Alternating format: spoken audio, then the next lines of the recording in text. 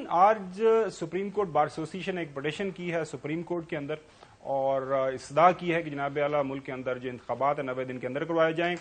और वो एक जो काउंसिल ऑफ कॉमन इंटरेस्ट की मीटिंग हुई है जिसके अंदर 2 निगरान वज़ीर आला मौजूद थे, उन्होंने कहा जी इसको भी कैंसिल करें क्योंकि वो नुमाइंदे नहीं थे, वो मीटिंग गैर कानूनी गैर आइनी है। इस हवाले से उन्होंने ये भी बताया है पिटीशन में कि ये जो केपी और पंजाब में जो कुछ हुआ यहाँ पे ऐसा नहीं होना चाहिए। और उसके बाद आपने देखा आज जो इस्लामाबाद हाई कोर्ट के अंदर सारे का सारा मामला चला शहरयार अफरीदी और शानदाना गुलजार साहबा के हवाले से, जो जस्टिस बाबर सत्तार साहब ने जो फैसला किया उसके ऊपर भी हम तफसील से बात करेंगे। अहमद पनसोदा साहब को दावत दी है हमने प्रोग्राम में, बहुत शुक्रिया पनसोदा साहब। ये जो पिटीशन सुप्रीम कोर्ट के अंदर हुई है, जाहिर है आजकल ना एक ही सवाल जेर बहस है, वो ये है कि मुल्क के अंदर इंतखाबात वक्त पे होने हैं या नहीं, और हर तरफ से सवाल किया जा रहा है। उसके ऊपर हमें कोई एक जो पुर यकीन एक जवाब चाहिए। इलेक्शन कमीशन खामोश है, आज मीटिंग हुई वहां पे, एक्सपेक्टेड था कि वो टाइम फ्रेम दे देंगे लेकिन उन्होंने कोई टाइम फ्रेम नहीं दिया। तो पहले इस पिटीशन पे कमेंट कीजिएगा कि कितना सीरियसली आप एक्सपेक्ट कर रहे हैं कि सुप्रीम कोर्ट इसको ले सकती है, कंसीडरिंग वो जो पंजाब के अंदर इंतखाबात करवाने के हवाले से एक फैसला आपको पता है ऑलरेडी, एक की बजाय 2 फैसले ऑलरेडी इन द फील्ड हैं। जी पंसोदा साहब। अच्छा, पहले तो सर आपने जो सवाल फ्रेम किए ना, उस सवाल में 2 सवाल मैं ऐड करूंगा। एक पहली बात ये कि चूंकि आइन में लिखा हुआ है एक सर्टेन टाइम फ्रेम में इलेक्शंस होने, देयरफॉर क्या इलेक्शन होंगे, और दूसरी बात चूंकि वो पहले नहीं हुए तो क्या इस मुल्क में आइन है। ये 2 बड़े अजीब सवाल हैं जो पाकिस्तान के अंदर आइन पाकिस्तान आजकल बैक सीट पे जा चुका हुआ है, इसलिए पिछली सीट पर भी 4-3 और 3-2 के फैसले की बात है ना पंसोटा साहब, वो भी आपको पता है ना, जजेस भी नहीं मानते थे उस फैसले को। वो तो लंबी बहस हो जाएगी, लेकिन चलें आप इस पर बताएं जरा मैं इस पिटीशन के हवाले से। सर, इस वक्त पाकिस्तान की आईनी पोजीशन भी और जो सुप्रीम कोर्ट की जजमेंट है उसकी पोजीशन भी कैटेगोरिकली क्लियर है कि the elections have to be conducted within the stipulated time frame जो कि हमारा आइन कहता है। सुप्रीम कोर्ट बार एसोसिएशन ने ये पिटीशन फाइल करके आप समझ लें एक याद दहानी करा देते हैं या स्टेटिंग दी ऑब्वियस वाली बात है। नॉट दैट कि सुप्रीम कोर्ट की जजमेंट से कोई फर्क पड़ेगा पिछली गवर्नमेंट को जिस तरह पड़ा है। इस वक्त आई एक्सपेक्ट कि हमारी इंटरिम गवर्नमेंट जो है उसको कोर्स बड़ा सीरियसली लेगी, और नाउ कि इलेक्शन कमीशन का रोल डिसाइड हो चुका हुआ है under the supreme court judgment. I think जी बिल्कुल, तो वो आई थिंक उसको सीरियसली लेंगे।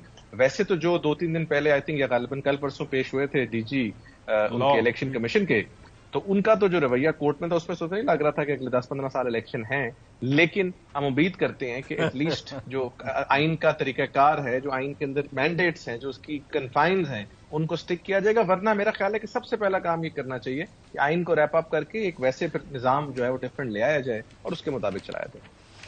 अच्छा, चलें पंसोदा साहब आगे बढ़ते हैं इस इशू के ऊपर। हसन या चौधरी साहब आपने सवाल करना है इलेक्शन के हवाले से, नहीं तो फिर हम चलेंगे। नहीं, मैं वो पिटीशन के हवाले से तो क्वेश्चन ये है ना जी कि अभी तो मामला इस तरह तरीके से है कि जब अब केस टेकअप होगा, इन केस अगर वो इस पर कोई बेंच कॉन्स्टिट्यूट होता है, तो अब तो बहुत से लोग ये मशवरा दे रहे हैं चीफ जस्टिस उमर बंदियाल को सोशल मीडिया के ऊपर कि आप ये पहले इस इम्तिहान में जो नामजद चीफ जस्टिस हैं जस्टिस काजी फाइज ईसा उनको डालें, ताकि वो क्या फैसला करते हैं कि 90 रोज में इंतखाबात होने चाहिए या नहीं होने चाहिए, या काउंसिल ऑफ कॉमन इंटरेस्ट में 2 निगरान वज़रा आला के बैठे हैं तो क्या उसका फैसला जो है वो एक आईनी तस्वर होगा या वो गैर आईनी होगा। तो आप समझते हैं कि ऐसा बेंच कॉन्स्टिट्यूट दिया जाए जिसकी सरबराही जस्टिस काजी फाइज ईसा कर रहे हो, या जिसको या सोशल मीडिया का इन्फ्लुएंस लेना चाहिए हमारी जुडिशरी को?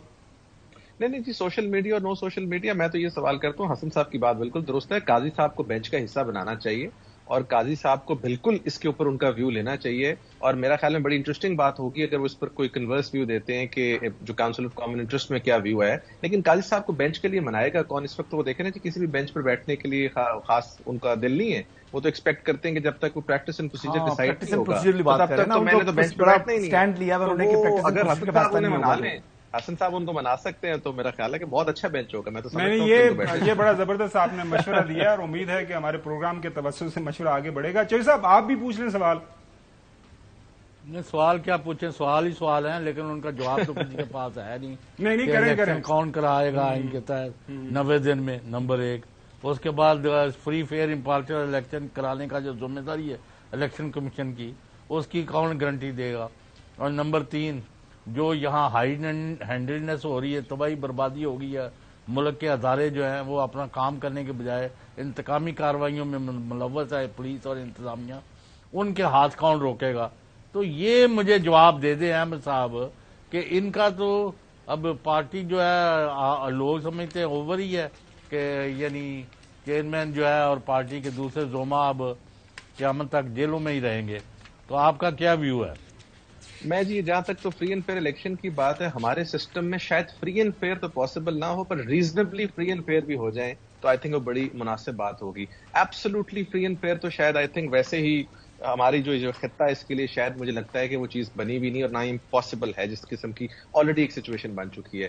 جہاں تک آپ نے پولیٹیکل وکٹمائزیشن کی بات کی ہے، پچھلی فیڈرل گورنمنٹ اور جو پروونشل گورنمنٹس نے کام کیے، آئی تھنک جو اب نئی پولیٹیکل گورنمنٹ آئی، انٹرم گورنمنٹ آئی ہے، اس کو کوشش کرنی چاہیے کہ اس تاثر کو زائل کیا جائے اور اس تاثر کو جو بالکل کمپلیٹلی ڈسپیل کیا جائے، ورنہ لوگوں کا پھر الیکشن جو الیکٹورل پروسیس ہے اس کے اندر وہ فیتھ نہیں رہے گا جو ایکچولی ہونا چاہیے. اور لوگوں کو اجازت ہونی چاہیے کہ وہ completely P M L N ہو، کوئی بھی پولیٹیکل پارٹی ہو، کہ وہ اپنا منشور آگے رکھیں اور لوگ عوام ان کو ووٹ دے، تبھی آئے گا. کیونکہ اگر ایک انٹرم سیٹ اپ جتنا مرضی ہم لمبا چلا لیں، چاہے وہ اکنامک ایشو ہو کوئی بھی ہو، اس کو وہ کریڈنس نہیں مل سکتی جو ملنی چاہیے. بے شک وہ ٹھیک بھی کر لیں گے تو وہ بڑا ایک آرٹیفیشل اور تھوڑے ٹائم کے لیے ہوگا. یہ ایک مینڈیٹ کے ساتھ جو گورنمنٹ آئے گی وہ یہ کام کر سکتی ہے اور وہی رسپانسبلٹی لے سکتی ہے. اچھا آگے بڑھتے ہیں. پنسوتا صاحب، آج آپ نے دیکھا اسلام آباد ہائی کورٹ کے اندر جسٹس بابر ستار صاحب نے ایک کیس سنا.